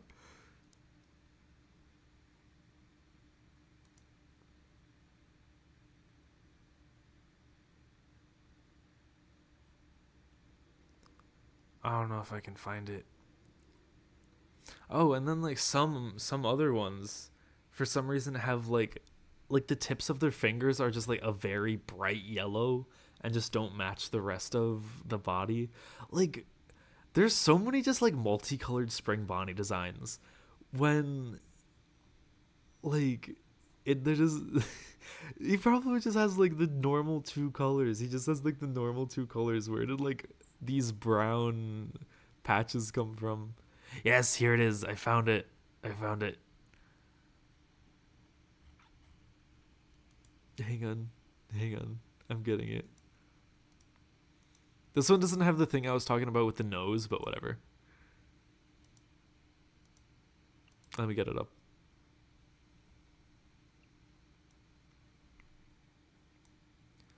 It's just designs like these where it's like you see what I'm talking about? Like for some reason his muzzle, like his muzzle is the normal, I don't even know. Is that the light yellow? It's like kind of a lighter yellow. But like his stomach is a dark brown, and then his like torso to his thighs are the same as his stomach, and then the lower legs are like an even darker brown, and then his feet have four toes, and then his ears are dark brown. And like, why did they do that? Like, this shouldn't bother me so much. And I'm not saying it's a bad model either. Like, it's very well modeled. It's just like the design in general, like the colors and stuff, like it bothers me for no reason.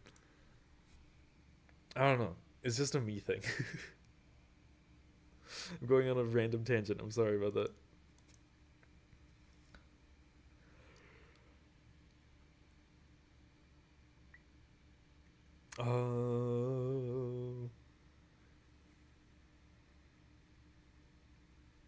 Also, why do some models have his endoskeleton sticking out of the fingertips and some don't? I'm 99% sure, at least for the normal Springtrap model, that is definitely just withering. For the endoskeleton sticking out of the fingertips, that is definitely just withering. Because like the normal Spring Bonnie design doesn't have that. At least I don't think it does. Let me look real quick.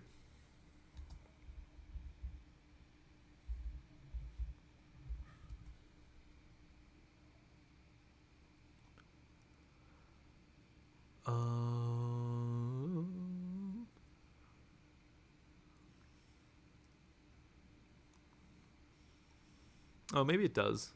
Maybe it does have that. I think it does. Yeah, I guess it's not just withering. I don't know. I mean, the movie design doesn't have that. I'm like 99% sure it's just withering. I think it's just supposed to be withering at least. Like it seems like it. Like for normal Spring Bonnie, like I don't know. I don't know why his design is so like messy when it comes to like fan made accuracy models, because like I feel like for Scott's basic character models it's pretty like easy to comprehend. Like there's a primary color and then there's a secondary color. Primary color is like all over the body. The secondary color is for like the stomach and then the insides of the ears and the muzzle. Like with Freddy and Bonnie, like they have the primary color and then the secondary color, like stuff like that. And like I feel like it's pretty easy to understand. I don't know why Spring Bonnie is such like a tough case. But I don't know. I got way too off topic. But like I don't know. The Help Wanted Spring Bonnie and the movie Spring Bonnie, they're literally just like how I always envisioned Spring Bonnie to look like. And I'm very happy about that. I'm very happy with how they look. I think movie Spring Bonnie does look kind of weird. Just like in some poses, but it might just be me. It might just be me. It might just be like the head shape. Because like sometimes it just looks like it like abruptly stops at the bottom of the top part of the head. Also the teeth look kind of long. I don't know. It's probably just me. I just have random nitpicks. Just random ass nitpicks. The one nitpick that is not random. I have one nitpick that is not random. And if I have to notice this, then you guys have to see it too. Because good heavens. Goodness gracious, this bothers me. And it really shouldn't. It's It's really not that big of a deal, but I'm dramatic and I'm going to make it a big deal. You see this? You see this guy? You see this guy? He has a wonderful design. He has a wonderful design. However, one problem, his buttons are two different sizes. The top one is bigger than the bottom one. The top button is bigger than the bottom button, and that bothers me. It bothers me so much, and I don't know why, and it shouldn't. It shouldn't. It shouldn't bother me, because it's a really good design. Like, this looks wonderful. This looks terrifying. This looks scary. Like, the muzzle, mwah, that's perfect. The ears, mwah, that's perfect. All the coloring, the bow tie, everything. Everything is perfect. Everything is perfect. And then there's just the buttons.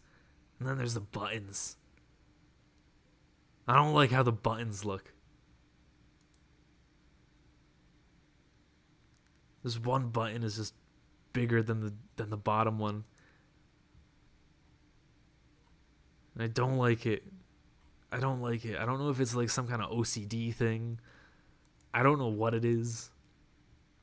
I don't like it. It's supposed to be like that. Why is it supposed to be like that? How is it supposed to be like that? Why is it supposed to be like that? Why is one button bigger than the other? I don't like that. I don't like it. I'm overly dramatic.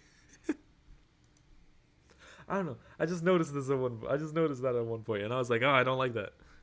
But like overall, I really like Spring Bonnie. I really like Spring Bonnie's design in the movie. It looks wonderful, I think. It just looks great. I think it's a great definitive Spring Bonnie design. I hope when it comes to those weird accuracy models, I hope they stop doing the weird brown legs thing. I don't know why it bothers me so much. It really shouldn't. It really shouldn't bother me so much. I need to stop talking about it.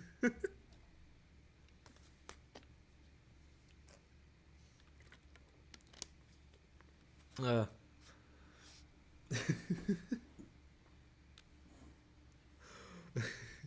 don't know. I'm sorry. Anyways.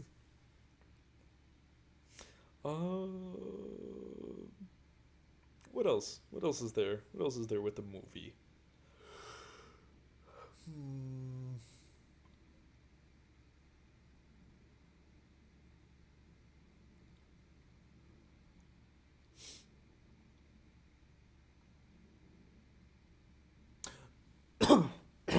Yeah, sorry. Let's say so it seems like there's going to be a post-credit scene, because I heard something about like the post-credit scene being leaked or something. But what do y'all think the post-credit scene is going to be? Personally, I think it's going to be well, I don't know. I think there's gonna be something, like, I think regardless there's gonna be something about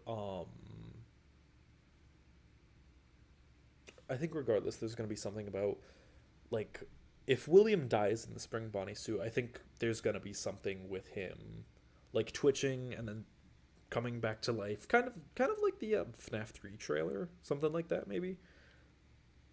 But I think that's gonna happen regardless. But that, I don't know, that feels like more of end of the main movie rather than, I mean, I guess it could be a post-credit scene thing, but it could also easily be like end of the main movie thing. So I don't know. What do you guys think would be another post-credit scene, like besides William coming back? Because I feel like that's a given.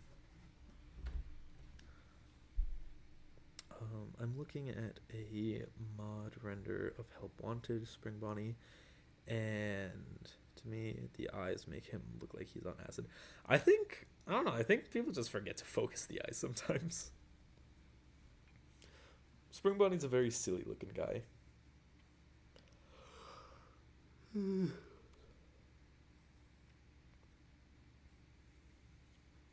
But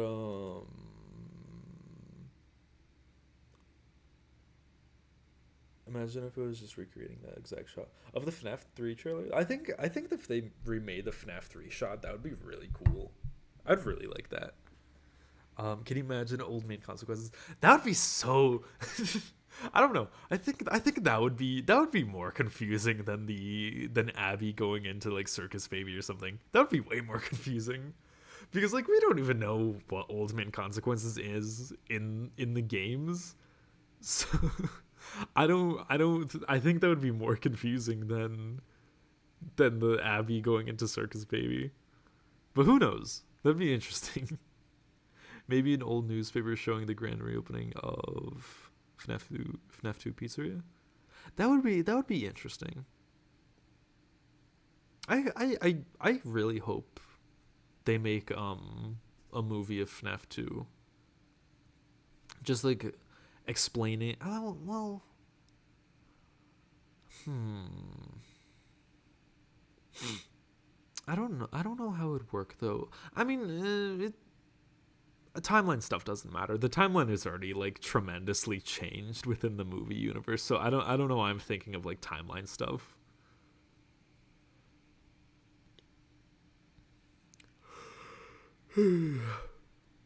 But like I do hope they make something with FNAF 2. A mangle a mangle puppet would be so cool. Oh, that would look so cool. Y'all heard that y'all heard that they had to use like 6 puppeteers for Foxy, right? Imagine how many puppeteers they'd have to use for Mangle. They would have to use so much. They would have to use so many puppeteers. Like I'm betting like probably 10 for Mangle. Cause like at least Foxy can stand on his own. I don't think Mangle could do that. I don't know how they would get Mangle to stand on their own, but I don't think they could. A Mangle puppet would be so cool though. Hmm.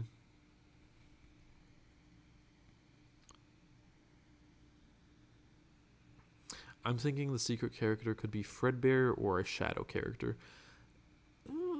Maybe. I'm really kind of thinking that Shadow Freddy from the teaser was probably just like a special Easter egg. Like I don't really think he's gonna have any lore significance, but or like lore significance to the movie. Well, maybe he could, but I kind of doubt they would count that as like a secret character, and it's just Freddy recolor number three. I don't think they would count that as a secret character from the games. But who knows? Maybe they will. It'd be cool to see him get some kind of relevance.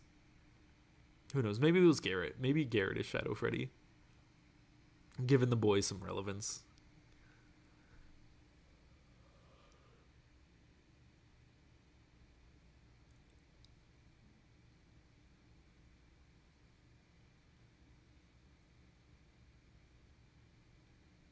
Hmm.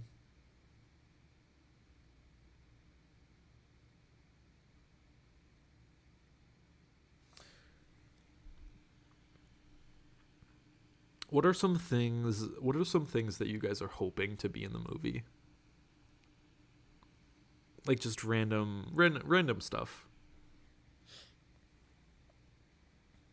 Personally, I'm kind of hoping that that there will be at least one specialized arcade machine. Just like some kind of I kind of doubt there will be, but I just hope there's like some kind of specialized arcade machine. Maybe just like a fun callback like Balloon Boys what was it? Balloon Boys Air Adventure or Foxy Go Go Go or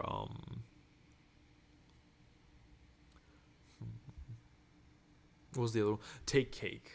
Like Foxy Go Go Go or Take Cake or something.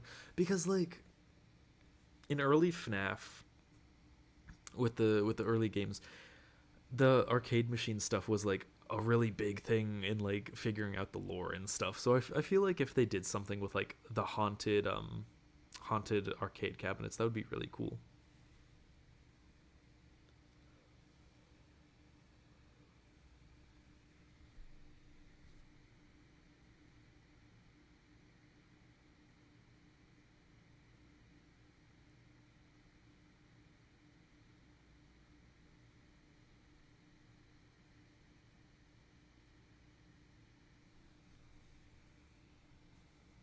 Hmm. What else? I don't know. I don't really think I don't have a lot of other speculation stuff to talk about. Hmm. Hmm. I'm trying to think.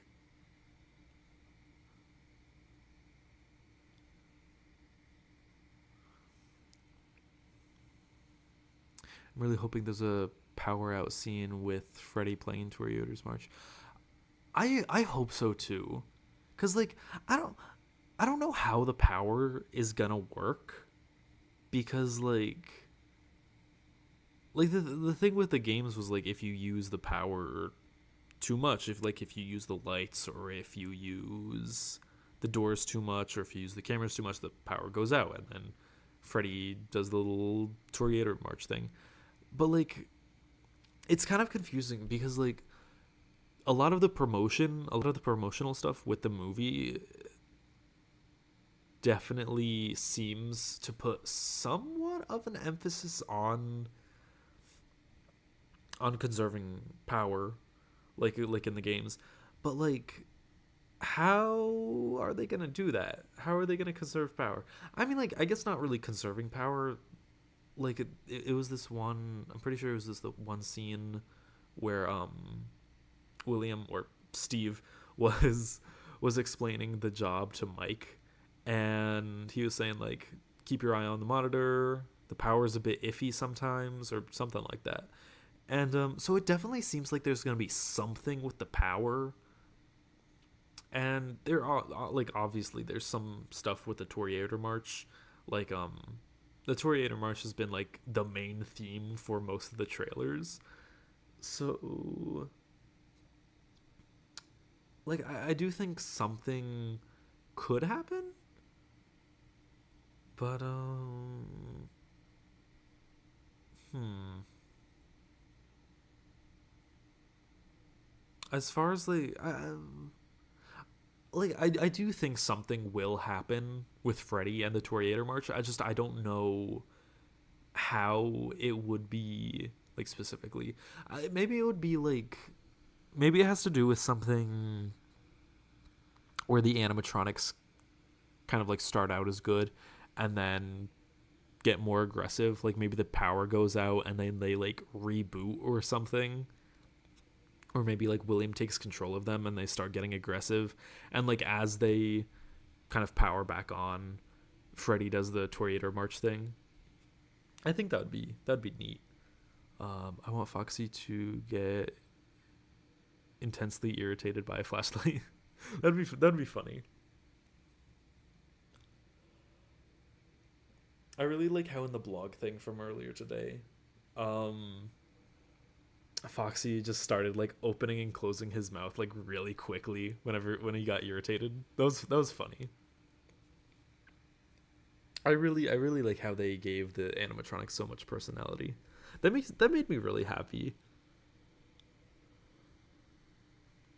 Like I know to a lot of people the animatronics having personality. I know it's gonna be like kind of like a disappointment for some reason. Like, oh, I want these animatronics to be nothing but cold, heartless killing machines, and I'm just like, I like them.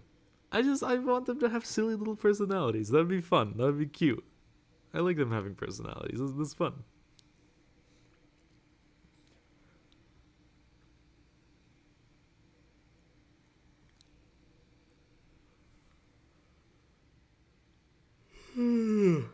I'm getting kind of tired. I think that's gonna be it for tonight. I hope you guys had a wonderful time. I'm gonna keep everyone. I'm gonna keep you all updated throughout the week, leading up to Wednesday when I'm gonna see the FNaF movie. So stay tuned. Stay tuned for updates about that.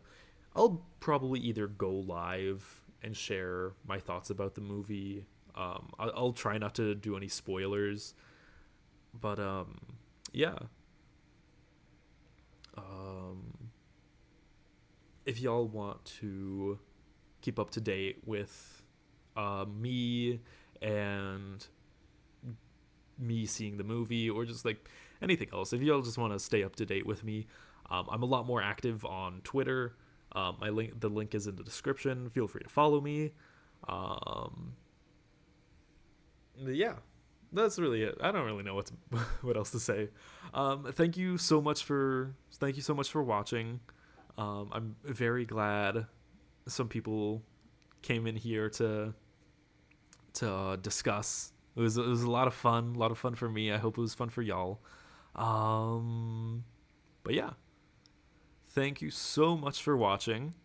Have a great day, night, or heat death of the universe, depending on what time you're watching, and